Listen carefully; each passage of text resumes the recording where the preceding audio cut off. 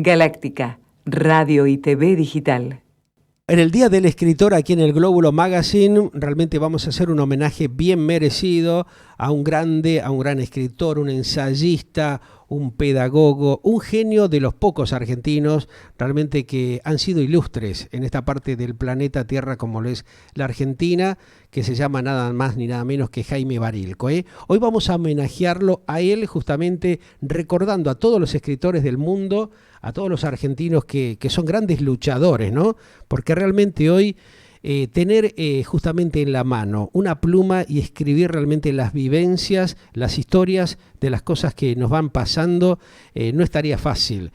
Barilco tal vez marcó un hito en la historia argentina, porque justamente cuando compartíamos las charlas con él inolvidables, las entrevistas, los diálogos que él nos permitía concretar, realmente nos munía de una grandeza tremenda de ese hombre, de ese ser, de ese intelectual realmente que planteaba las cosas tal cual eran, ¿no? Un gustazo también recibir a su mujer, a quien lo acompañó durante muchísimos años. Jaime Barilco, un gusto saludarte. Bienvenida. Encantada. Bueno, me gustaría justamente, como lo comentaba en la apertura de nuestro programa, en este broche de gala, en este cierre que justamente lo dejamos para el cierre de nuestro programa, charlar contigo, ¿no? Como compañera de ruta de un grande como lo fue Jaime Barilco, ¿no? ¿Qué vivencia impresionante has compartido con él durante tantos años, ¿no? Y mi convivencia con él fue desde muy pequeña, porque ante todo fue mi profesor. Claro. Ajá.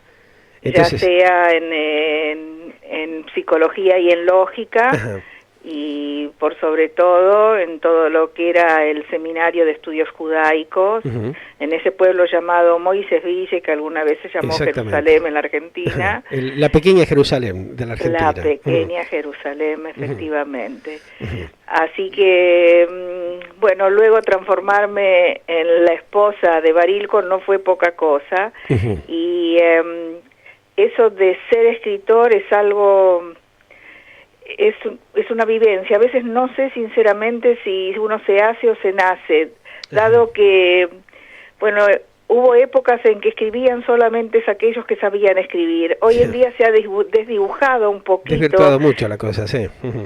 Eso no el rol, sino el dibujo en sí, la figura del escritor, uh-huh, dado que escribir hoy en día son muchas cosas a la vez y no tenés que ser especialmente escritor para escribir o que salga algo de tu pluma o de la pluma o de la computadora. Uh-huh. Bueno, vivir con podríamos decir que Jaime, así como pensaba a veces, o sea, a través de él transmitía la vida a través de la pluma.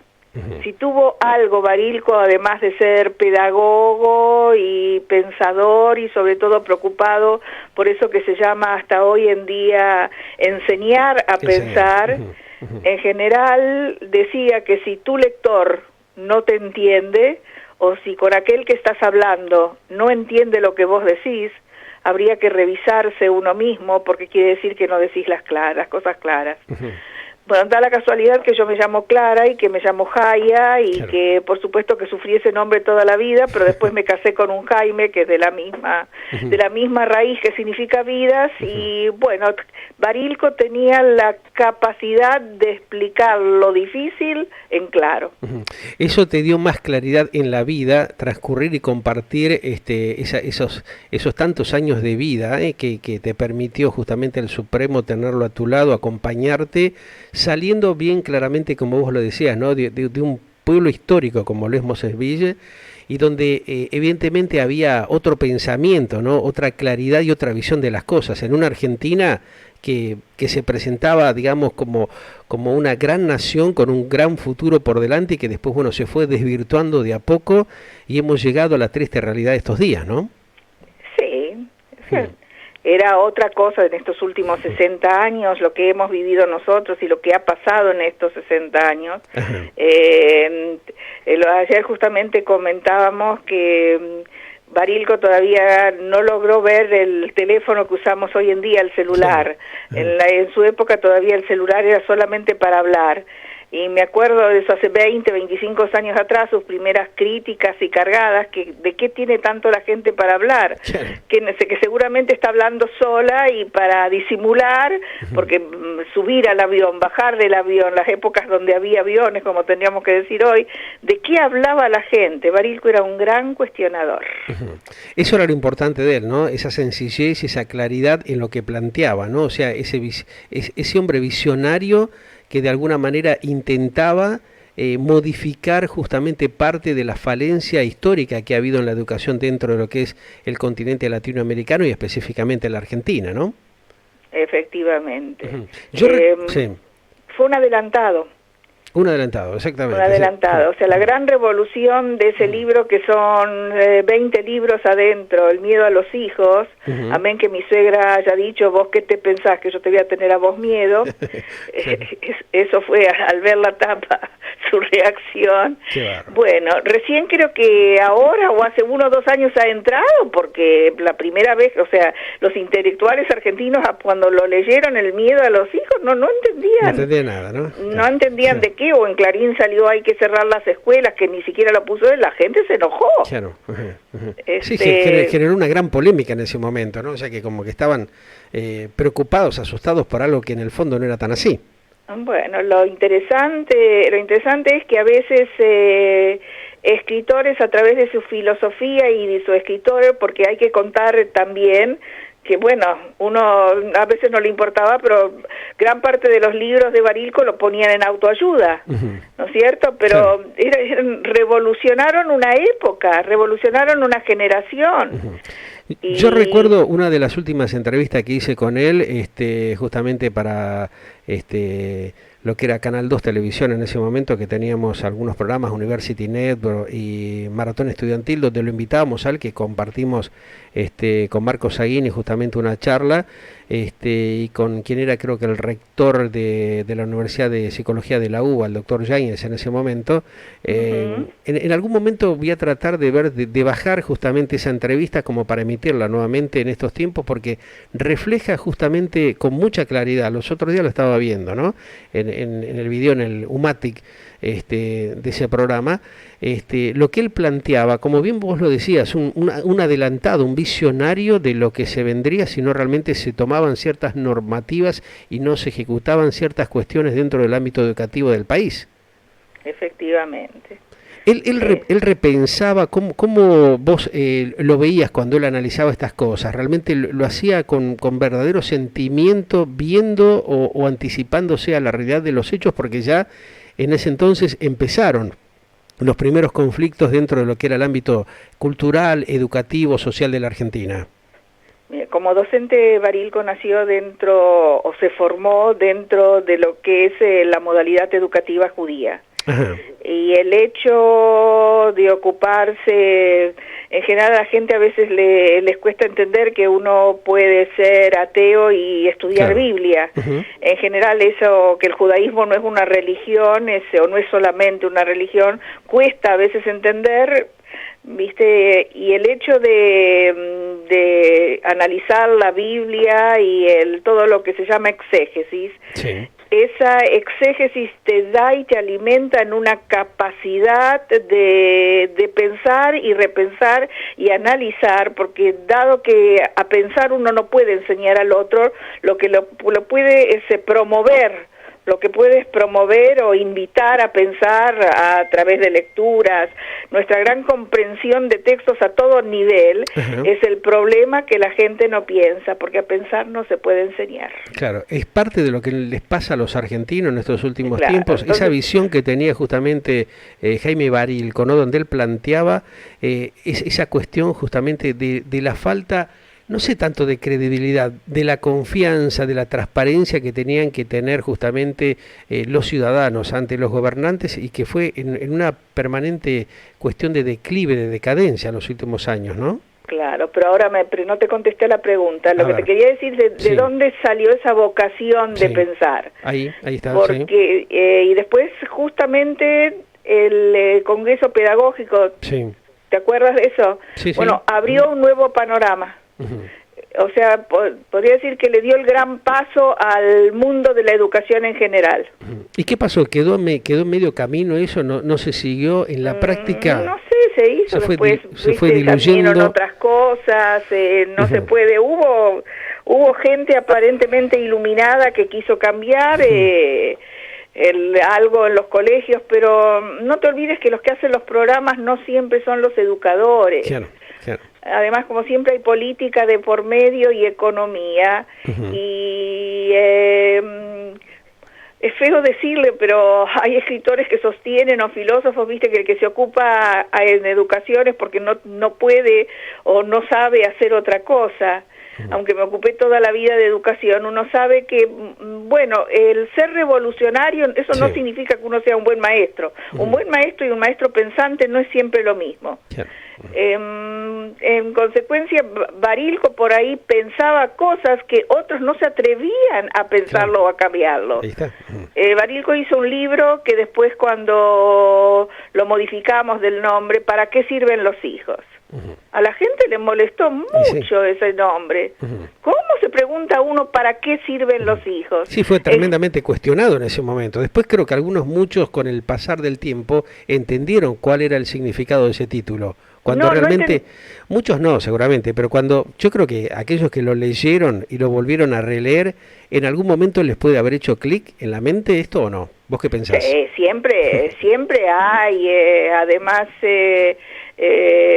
tuvo muchos seguidores en general en la Argentina, hasta hoy en día veo las reacciones y cosas por el estilo, pero no siempre en el mundo académico. Barilco tuvo que renunciar a una cátedra en la universidad, que se lo pidieron al estilo argentino, ¿viste? Porque no pertenecía a ningún partido de izquierda. Hay cosas, o sea, que tenés que pertenecer, o cosas que tienen que ser por un camino determinado, pero bueno, no sé de qué estaba hablando, me emocioné un poco. Claro, sí, vos estás hablando un poco de la situación de los planteos que se fueron dando a lo largo de que se fue conociendo un poco este título, que realmente le afectó a muchas personas y que, bueno, terminaron como sorprendidos, asustados, cuando en el fondo era todo lo contrario, ¿no? Era un poco, de alguna manera... Ahora me acuerdo, los hijos, las frases hechas, ¿entendés? Pero el problema es que no todo no todo el mundo está acostumbrado a manejar o ejercer un pensamiento lateral y manejar otro tipo de idioma. ¿Para qué sirven los hijos? Efectivamente, si los hijos te sirven, pobres hijos. Los hijos no sirven para nada, los hijos son para una continuación, es el mejor proyecto de vida que podés tener, es la obra de arte mayor que uno puede hacer, pero pretender que los hijos te sirvan, eso es espantoso, pero en principio nos choca lo chabacano, enseguida en este mundo, y eso uno lo escuchaba de los mayores, todos ya sabemos lo que el otro dice, todos creemos que todos somos opinólogos, claro, todos somos especialistas o opinólogos en determinados temas cuando lo desconocemos. Eso, hasta yo hablo de mi esposo, al fin y al cabo uno vive 40 años con alguien y quién lo conoce. Bueno, pero es muy distinta la posición porque vos compartiste un montón de cosas y tenés realmente información, tenés data porque estuviste ahí, en el lugar de los hechos. Es el mejor dato del currículum. Claro, viste cómo se fue gestando toda la historia de un hombre, de un gran escritor, un ensayista, que plasmó justamente ahí en el papel lo que él pensaba, lo que él consideraba que era necesario e importante para sus compatriotas, ¿no? Efectivamente. Ni él mismo se imaginaba, mayormente cuando tenés el don de escribir, yo me acuerdo que él contaba que a los 16 años siempre hay profesores, excelentes. Un profesor que él publicó algo que él escribió, que él no se imaginó, para él era una simple composición. Bueno, no sabía que tenía ese poder de escribir, y bueno, después la verdad que un chico pobre atreverse a seguir filosofía cuando la familia quería, viste, que aparentemente siga alguna carrera que reditúe algo económico, porque para mantenerse no se mantenía como filósofo, eso de poder vivir de los libros fue bien tarde, vivió toda la vida de la docencia. Y sí, con la humildad, realmente con la honestidad que él tenía, tratando de hacer visualizar las inquietudes, lo que él pensaba, justamente generando justamente esas realidades que lo plasmaba justamente en los textos y que lamentablemente mucha gente en su momento no lo supo valorar, ¿no? Como ha pasado con otros grandes, aquí tenemos realmente grandes próceres desconocidos, como ¿por qué no decirlo? Pueden ser Jaime Barilco, pueden ser René Favaloro o otros tantos realmente que han luchado, que le han puesto el pecho para beneficio de su sociedad y que realmente no son reconocidos como corresponde, ¿no? Eso es lo llamativo que se plantea dentro de esta parte del planeta, ¿no? Bueno, o sea, él vivió los últimos años y murió en plena gloria. Uh-huh. Pero es cierto, a veces también hay un famoso dicho que se dice en hebreo, sí, que es la envidia de los que escriben o de los escritores, o sea, de los que pertenecen al mismo ramo también, no sé si envidia, pero en general, viste, no siempre uno es profeta en su tierra, aunque tengo que reconocer que él fue en esta Argentina, era tan fuerte lo que decía que golpeaba a pesar que algunos no querían escucharlo. A pesar de todo, les cantaba las grandes realidades, como muchos a veces intentamos hacer, por las vivencias que uno tiene, por lo que va viendo, por lo que va experimentando a lo largo de la vida, y bueno, tal vez en ese momento la gente no lo valorice, pero sabe que en el fondo aquellos que plantean ese tipo de cuestiones, de realidades, como lo hacía Jaime Barilco, son hechos reales, ¿no? Porque uno lo siente en la profundidad del ser, de su propio corazón. Por eso lo transmite, si no, evidentemente no existirían estos grandes, como en el caso de tu esposo, que realmente generó una impresionante literatura que realmente nos deja muy orgullosos a aquellos que lo hemos podido conocer y compartir algún momento con él, ¿eh? Vos sabés que el libro se sigue vendiendo, El miedo a los hijos. Mira vos. Bueno, y eso que no hay, hace rato que no hay ni propaganda, ni seguimos, nosotros seguimos armando libros, 14 libros sacamos después de Jaime Barilco. Mira vos. Bueno, un día te voy a convocar para que vengas y charlemos un poco más en profundidad aquí en vivo en los estudios cuando esta pandemia pase. Igualmente queríamos hacer este homenaje muy especial en el Día del Escritor, tener un referente nacional, un gran luchador, un gran educador, un gran analista, ¿no? Un gran ensayista como lo fue justamente Jaime Barilco, y me pareció lo oportuno poder charlar con vos, que fuiste su compañera de vida, querida Jaime Barilco, y que con claridad, como bien lo dice tu nombre, lo estuviste acompañando como para que él pueda, plasmar y dejar en esta historia de vida estos títulos hermosos que realmente van a ser inolvidables. Te mando un gran cariño. Gracias por el recuerdo. Un gran abrazo y feliz día para vos también y por supuesto para todos los escritores. Gracias, querido. Gracias. Querida. Jaime Barilco, aquí con nosotros en este cierre prácticamente del glóbulo del día de la fecha, como broche de gala justamente en el Día del Escritor. Un gran abrazo para todos ustedes, escritores del mundo. Gracias por estar siempre poniéndole esa cuota también de la necesidad cultural que necesitamos mantener viva a todos los humanos. Un buen fin de semana para todos, pásenlo genial y nos estamos viendo en cualquier momento. Gracias. Galáctica, Radio y TV Digital.